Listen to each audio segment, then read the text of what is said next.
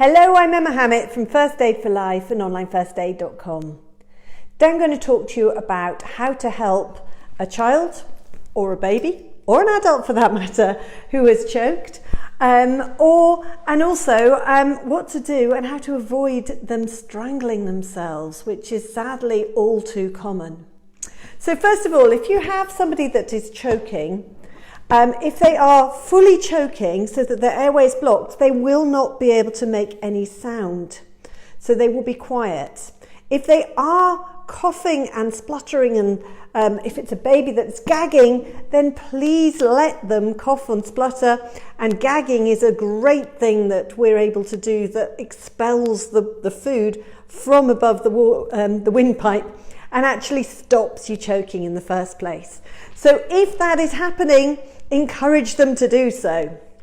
If they are completely silent and looking incredibly distressed and struggling to breathe, then if it's a very small child or a baby, have a little look in their mouth and see if there's something obvious. Don't finger sweep or poke down, you'll make things worse. But finger and thumb, just pop in, have a look and see if there is something obvious that you can remove. If you can, remove it with your finger and thumb. Things like burst balloons, they're horrible to choke on, and they're much harder to actually expel because they're long and they get stuck.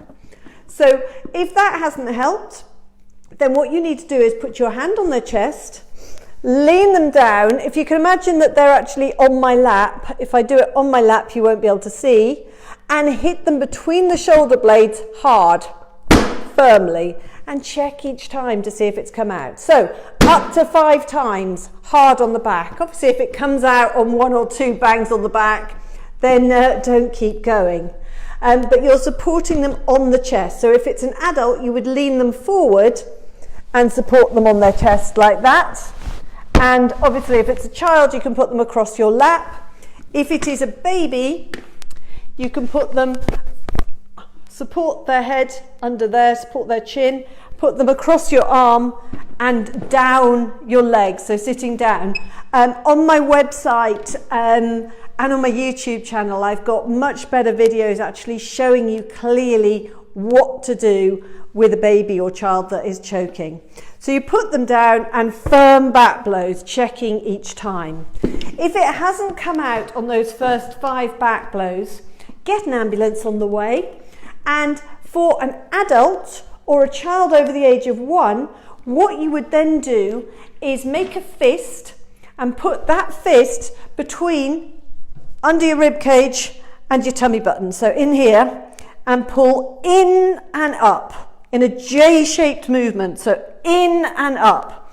And that is expelling whatever's stuck like bellows and getting it out that way. So if the first 5 back blows haven't worked, get an ambulance on the way, and then you're doing 5 or up to 5 of those abdominal thrusts, used to be called the Heimlich maneuver. If that hasn't worked, you're back to the back blows and back to the abdominal thrust. You keep going. If they start to lose consciousness, you need to be ready to do CPR. Now, for a baby, you don't do abdominal thrusts because it would do serious damage. For a baby, you do 2 fingers between the nipples and an upward thrust. Again, I can't be showing you this properly on a Facebook Live. I've got proper details on my YouTube channel on the choking baby video and on my website on the blog. But you're doing an upward thrust like that with 2 fingers. You can hear it nice and firm, up to 5 of those, and then back over again. You're then doing the 5 back blows, supporting them properly all the time.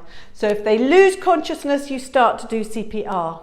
Now, really important in terms of strangulation, please be careful with blind cords. Blind cords are dangerous. And even if you think they're out of reach, children can climb. So be very careful not to put plant pots and chairs and cots underneath curtains or blinds that have the dangly down blind cords. Get proper clips. Even better, get blinds that haven't got the cords, and just be careful. In addition, don't hang things on the edge of cots. So So people often hang bags on the end, or they have the nice looped cot bumpers. Again, they can strangle themselves in that, so be careful. If you do find someone a child that has strangled themselves, remove what is round their neck as quickly as you can. You might need to use scissors to do that very carefully, and be ready to resuscitate and get emergency help as quickly as you can. I hope that's been useful. That's Emma Hammett from First Aid for Life and onlinefirstaid.com.